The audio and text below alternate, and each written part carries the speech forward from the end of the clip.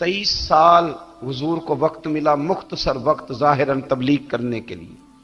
पूरी दुनिया में दीन भी फैलाना है। घर में 11 अज़वाज है, 4 बेटियां हैं, उनकी औलादें, सारे कामकाज भी देखने। लेकिन सैयदा तैयबा ताहिरा हजरत आयशा सिद्दीका रदी अल्लाह ताला अन्हा फरमाती हैं, सारा दिन तबलीग करते, हर गुलाम के दुख सुनते, घर में आते तो अपने घर वालों का ख्याल करते, काम में हमारा हाथ बटाते। कुर्बान जाऊं, कहती हैं जमाना सारा सो जाता लेकिन आमना के लाल मुसल्ला बिछा लेते। दुनिया सो गई, सारी सब सो गए, जो खुदाम थे, वो जो गुलाम थे, वो सो गए। सही मुस्लिम में लफ्ज मिलेंगे, सैयदा पाक फरमाती हैं, ओ मेरे नबी के गुलामों, मैंने ये रंग भी देखा है कि हुजूर ने इतना खड़े रहे, इतना क़याम किया, इतना क़याम किया कि मुकद्दस पैरों में वरम आ गए, सूज गए पैर। हम सैर करने गए तो थक गए, बात अलग है, लेकिन इबादत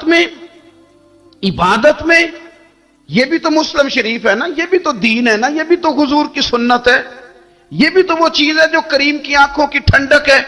सैयदा फरमाती हैं पैरों में वरम आ गए और सारी रात ही हुजूर ने नमाज पढ़ी और एक ही आयत बार बार दोहराई। मस्जिद नबी में बिलाल हबशी ने फजर की अजान दे दी और हुजूर अभी मुसल्ले पे थे। करीम फारिग हुए, मैंने अर्ज की, या रसूल अल्लाह सल्लल्लाहु अलैहि वसल्लम, आपके तो सदके अल्लाह अगले पिछलों के गुनाह माफ करेगा, तो आप इतनी आहोजारी क्यों फरमाते हैं? आप तो शफी हैं, आप तो अंबिया के इमाम हैं। तो हुजूर ने फरमाया, आयशा तुमने गिनवाया है ना मेरे अल्लाह की मुझ पर कितनी रहमत है। अफला अकूना अब्दन शुकूरा, फरमाया अगर उसने इतनी नेमतें दी हैं तो क्या मैं उसका शुक्रगुजार बंदा ना बनूं? मैं शुक्रगुजार बंदा ना बनूं उसका? फिर अगर इतनी नेमतें उसने दी हैं, मुझे इतना नवाजा है, तो फिर मैं उसके सामने सजदे ना करूं? ओ मेरे भाई, बड़े काबिल फख्र लोग हैं हम कि हम नबी पाक के गुलाम हैं। हम काबिल फख्र हैं कि नबी करीम के गुलाम हैं। क्या कभी इस गुलामी के शुक्राने में भी 2 नफल पढ़े? या अल्लाह तेरा शुक्र है तूने हमें हुजूर का गुलाम बनाया। याद रखें कि अपनी रूहानी जिंदगी को आबाद करें, इस्तिगफार पढ़ें, तस्बीहात करें। कुछ छोटे छोटे अमाल हैं, उनको अपनी जिंदगी में हिस्सा बनाएं। तिरमिजी शरीफ में हदीस है, नबी पाक सल्लल्लाहु अलैहि वसल्लम ने फरमाया 3 मरतबा सुबह, 3 मरतबा शाम औज़ु बिल्लाहिस समीउल अलीम 3 दफा ये पढ़ो और 1 दफा सूरत हशर की आखिरी 3 आयात, हुवल्लाहुल्लज़ी ला इलाहा इल्लाहु आलिमुल गैबि वश शहादति हुवर रहमानुर रहीम। औज़ु बिल्लाहि मिनश शैतानिर रजीम है ना, इसको पढ़ना है औज़ु बिल्लाहिस समीउल अलीम मिनश शैतानिर रजीम। फरमाया 3 दफा इसको पढ़ो और 1 दफा सूरह हशर की 3 आयतें, 1 दफा सुबह और 1 दफा शाम। सुबह क्या है, शाम क्या है? तो आला हज़रत बरेलवी फरमाते हैं सुबह से मुराद है आधी रात ढलने से लेकर सूरज निकलने तक। आधी रात ढलने से लेकर यानी तहज्जुद का टाइम से लेकर सूरज और शाम क्या है? दोपहर ढलने से लेकर मगरिब की आजान तक, ये शाम है। अब सुन लें, ये तिरमिजी की हदीस है सियासता की। नबी पाक ने फरमाया जिसने 3 मरतबा आऊज़ बिल्लाह पढ़ी और 1 बार सूरह हशर की आखिरी 3 आयतें पढ़ी, 1 दफा सुबह पढ़े, 1 दफा शाम पढ़े, नबी करीम अलैहिस्सलाम फरमाते हैं अगर सुबह पढ़ेगा तो 70,000 फरिश्ते शाम तक, और अगर शाम को पढ़ेगा तो 70,000 फरिश्ते सुबह तक पढ़ने वाले बंदे की मगफिरत की दुआ मांगते रहेंगे। चले, मैं तो इस बात पे भी बड़ा राजी हूं कि पहली दफा अहले सुन्नत में ऐसा हो रहा है कि वजीफा मिलने पर लोग नारे लगा रहे हैं, पर ना वजीफा बताएं तो कहने अभी पढ़ांगे पर कोई तवीज भी लेके छड़ो मारा गया। एक साहब आए, मुझे कहने लगे जी बरकत कोई नहीं, गुरबत बड़ी है। मैंने कहा सूरत वाक़िया पढ़ा कर। कहते पीर साहब थोड़ी तकलीफ करो को मैनू तवीज भी कर दियो। मैंने उसे कहा खुदा के बंदे, मैं तवीज दूंगा, पता नहीं काम बनेगा नहीं बनेगा, सूरत वाक़िया पढ़। ये वो तवीज है जो मदीने वाले रसूल ने अता फरमाया है कि सूरत वाक़िया पढ़ो, तुम्हें कभी फाका नहीं आएगा। तो वज़ाइफ पढ़ें, इबादात करें, तैयारी करें, कुछ नेक आमाल बचाएं ऐसे जिनका हमें पता हो, जो हमारे रब को पता हो। हजरत अब्दुल्ला इब्न उमर रज़ी अल्लाह ताला अन्हु, हजरत उमर के साहिबजादे, मक्का मुकरमा में उनकी कब्र है। میں نے جب انہیں پڑھا تو مجھے ان سے بڑا پیار ہو گیا، لیکن آپ کو پتہ ہے وہاں جا کے کسی شخص کا مزار تلاش کرنا یا پوچھنا ایک مشکل کام ہوتا ہے۔ تو ایک دفعہ میں مکہ شریف میں حاضر تھا، تو ایک گاڑی والا ڈرائیور مجھے کہنے لگا کہ مولانا میں آپ کو جانتا ہوں، مجھے آپ سے محبت ہے، ایک بات بتاؤں آپ کو؟ میں نے کہا بتاؤ۔ کہنے لگے حضرت عبداللہ ابن عمر کی قبر دیکھنی ہے۔ میں نے کہا یہ تو نہیں کہہ رہا، یہ کسی نے بندوبست کرایا ہے، یہ اللہ نے تیرے دل میں بات ڈالی ہے کہ ہو گیا تو لے چل مجھے۔ حضرت عبداللہ ابن عمر کو نبی پاک نے فرمایا تھا راجل صالح، یہ نیک بندہ ہے، یہ متقی آدمی۔ حضرت عبداللہ ابن عمر رضی اللہ تعالیٰ عنہ سیدنا فاروق اعظم رضی اللہ تعالیٰ عنہ کے صاحبزادے ہیں، اور ان کی ہمشیرہ سیدہ حفصہ رضی اللہ تعالیٰ عنہ حضور کی زوجہ محترمہ ہے۔ ایک دن اپنی ہمشیرہ سے کہنے لگے کہ نبی کریم صلی اللہ تعالیٰ علیہ وسلم گھر میں آئے نا، اور اگر حضور غم امت میں پریشان نہ ہوں، طبیعت کو حشاش بشاش دیکھو، تو ذرا پوچھنا تو صحیح حضور کا میرے بارے میں کیا خیال ہے، پوچھنا تو صحیح کہ کریم کی بارگاہ میں میرا کیا مقام ہے، میرے بارے میں حضور کیا فرماتے ہیں۔ اب بہن کو کام بتائے، اور بتائے بھی بھائی، اور پھر بہن وہ کام نہ کرے، یہ تاریخ میں ہوتا نہیں۔ حضرت عمر فاروق رضی اللہ تعالیٰ عنہ کی صاحبزادی ام المومنین رضی اللہ تعالیٰ عنہ فرماتی ہیں کہ میں تو بس منتظر تھی، انہوں نے تو کہا تھا نا کہ اگر تم حشاش بشاش دیکھو تو بات کرنا، لیکن حضور تشریف لائے، میری باری تھی، میرے گھر تشریف لائے، کھانا پیش کیا تو فوراً میں نے عرض کی حضور ایک بات پوچھنی تھی۔ حضور نے فرمایا پوچھئے۔ میں نے عرض کی حضور میرے بھائی عبداللہ ابن عمر کے بارے میں آپ کا کیا خیال ہے؟ نوجوانوں میری بات پہ غور کرنا، میرے بھائی کے بارے میں آپ کا کیا خیال ہے؟ تو نبی کریم صلی اللہ تعالی علیہ وآلہ وسلم نے میری طرف دیکھا، اور پھر حضور زیر لب تھوڑا مسکرائے، اور بریلی کے امام کہتے ہیں کہ حضور مسکرا دیتے تھے نا تو جو بڑا دکھی ہوتا تھا وہ بھی ہنس پڑتا تھا۔ اب سوال پیدا ہوتا تھا کہ پھر تو اس مسکراہٹ کے لیے انتظار کرنا پڑتا ہوگا کئی کئی مہینے کہ حضور مسکرائیں تو رونے والے ہنسیں، تو اعلیٰ حضرت فرماتے نہیں، انتظار نہیں کرنا پڑتا، یہ مسکراتے رہنا تو حضور کی عادت ہے۔ جس کی تسکین سے روتے ہوئے ہنس پڑے، اس تبسم کی عادت پہ لاکھوں سلام۔ یعنی یہ تو عادت ہے حضور کی مسکراتے رہنا، اس کے لیے انتظار نہیں کرنا پڑتا۔ بھائیو آپ خیال رکھیں گے، غور کریں گے، حضرت عبداللہ ابن عمر رضی اللہ تعالیٰ عنہ کے بارے میں پوچھا تو سیدہ فرماتی ہیں کہ نبی کریم صلی اللہ تعالیٰ علیہ وسلم نہ زیر لب مسکرائے اور فرمایا حفصہ تیرا بھائی ہے تو اچھا، لیکن میں نے سنا ہے کہ عشاء کی نماز پڑھتا ہے تو فجر تک سویا ہی رہتا ہے۔ او نوجوانوں، 10 بجے تک سونے کی بات نہیں ہوئی، 9 بجے تک سونے کی بات نہیں ہوئی، 11 بجے اٹھنے کی بات نہیں۔ حضور فرمانے لگے میں نے سنا ہے کہ عشاء کی نماز پڑھ کے سو جاتا ہے اور فجر تک سویا ہی رہتا ہے، اسے چاہیے کہ تہجد کے وقت اٹھا کرے، اللہ کی بارگاہ میں حاضر ہوا کرے، آہوزاری کرے، سجدے کرے، عبادت کرے، اٹھتا ہے اور فجر میں جا کے اٹھتا ہے۔ حضرت جناب حفصہ رضی اللہ تعالیٰ عنہ کہتی ہے میں نے جناب عبداللہ ابن عمر کو پیغام دیا اور میں نے کہا میرے جوان بھائی سن۔ نبی پاک نے فرمایا ہے تو اچھا پر تہجد میں نہیں اٹھتا، نفل نہیں پڑھتا۔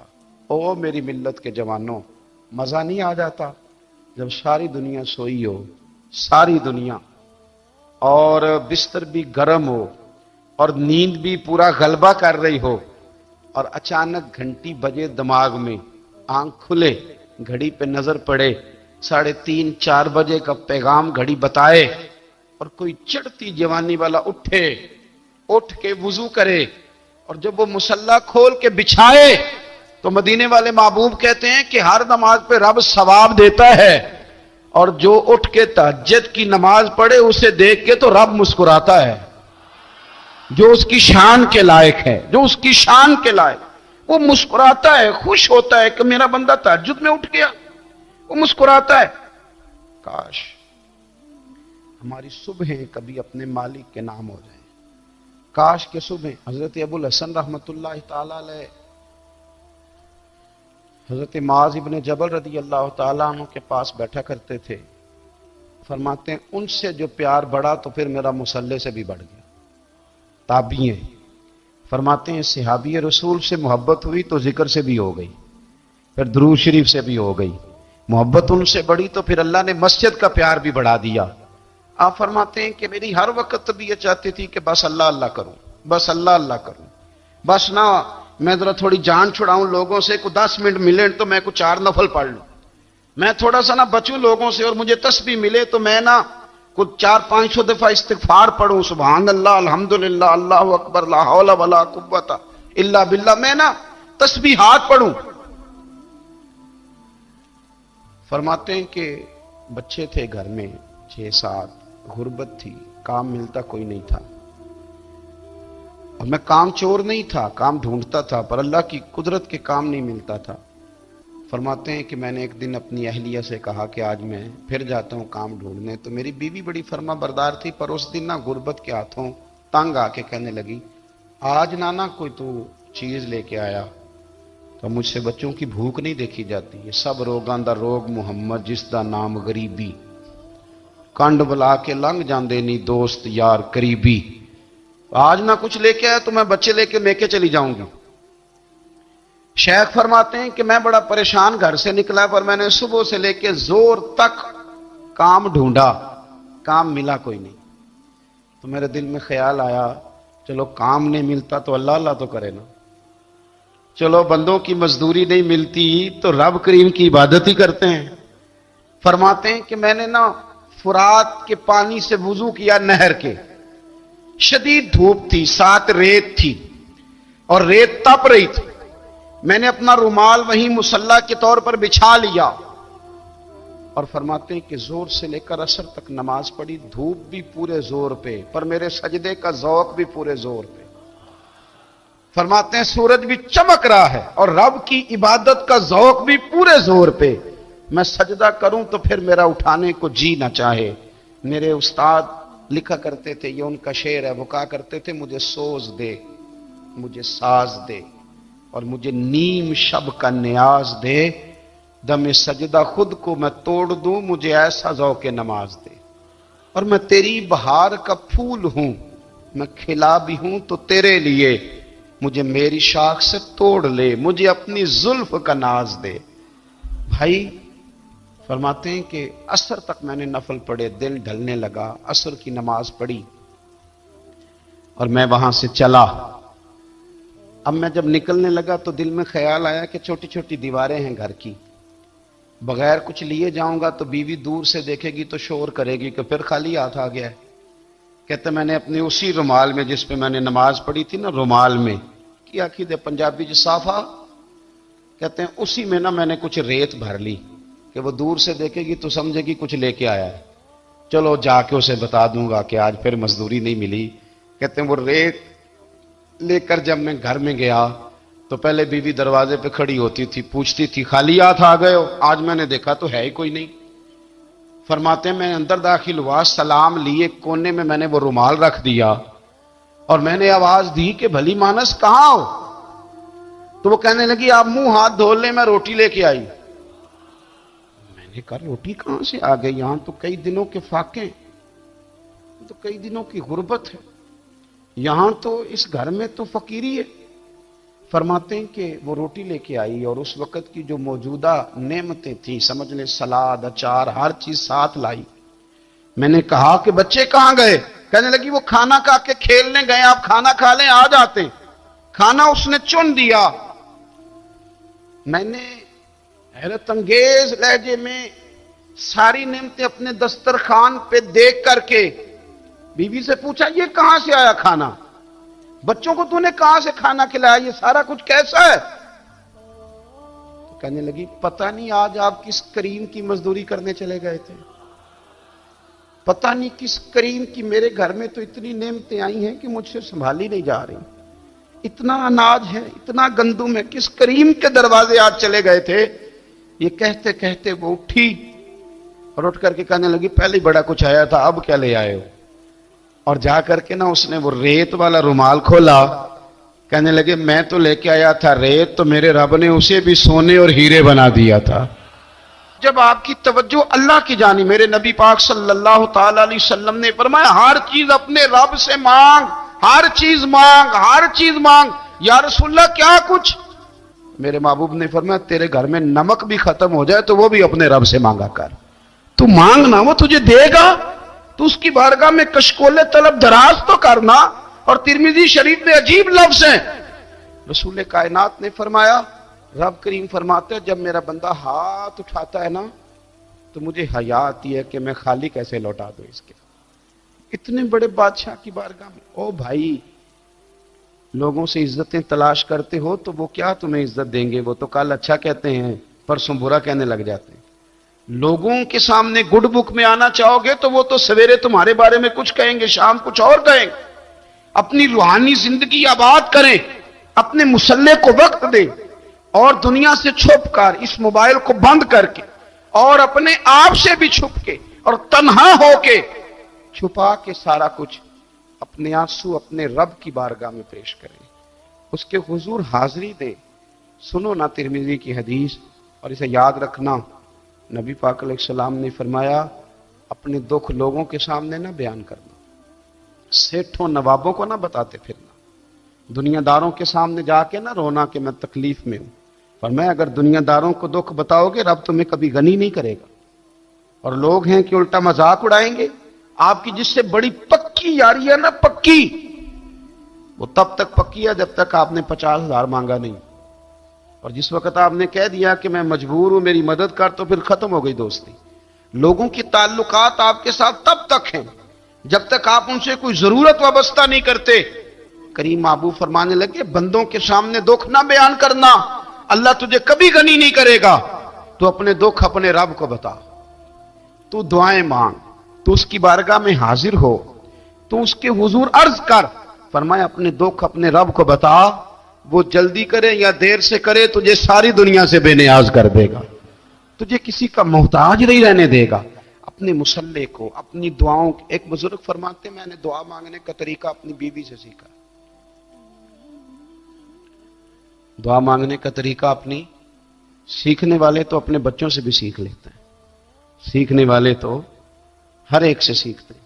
وہ کہتے ہیں میں نے دعا مانگنے کا سلیقہ اپنی بیوی سے سیکھا ہے۔ حضرت وہ کس طرح؟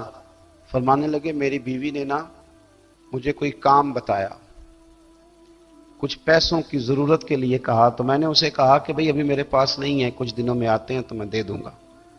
عورتوں کی عادت ہوتی ہے وہ بار بار یاد کراتی ہیں، 2-4 دنوں کے بعد پھر اس نے کہا حضرت وہ میں نے کہا تھا کچھ پیسے، میں نے اسے کہا کہ ابھی میرے پاس نہیں ہے، کچھ دنوں میں ملتے ہیں تو میں تمہیں دے دوں گا۔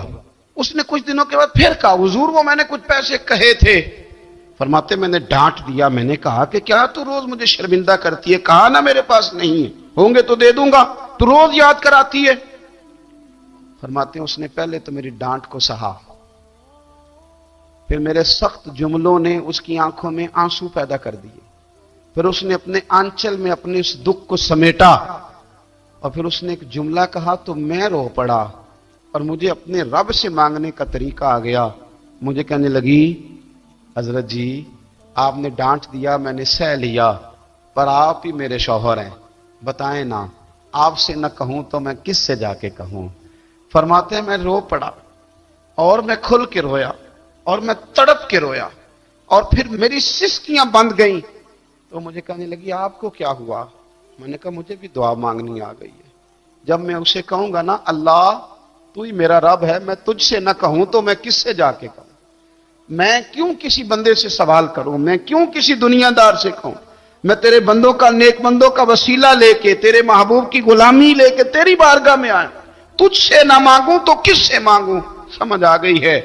جب میں اس رنگ میں مانگوں گا تو پھر رب میرے اوپر بڑا ہی فضل فرمائے گا، وہ میرے اوپر بڑی رحمت کرے گا، وہ میرے لیے آسانیاں کرے گا۔ عزیز دوستو، ہم اس طرح کرنے لگ گئے ہیں کہ ہم نے نا اپنے تعلقات پر اعتماد کرنا شروع کر دیا ہے۔ میرے تعلقات بہت ہیں، ہم نے اپنی دولت پر اعتماد کرنا شروع کر دیا ہے، میرے پاس دولت بہت ہے، ہم نے اپنے علم پر، اپنی شہرت پر اعتماد کرنا شروع کر دیا ہے کہ میرے پاس فلاں چیز بہت ہے۔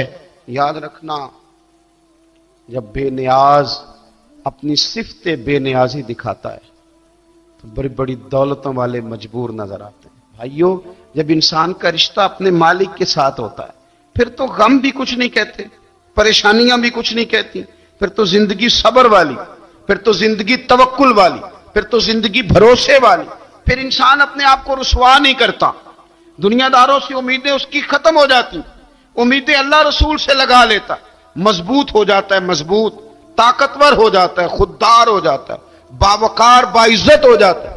حضرت بہلول دانا رحمت اللہ علیہ بیٹھے تھے تو ہارون رشید حج کر کے آ رہا تھا،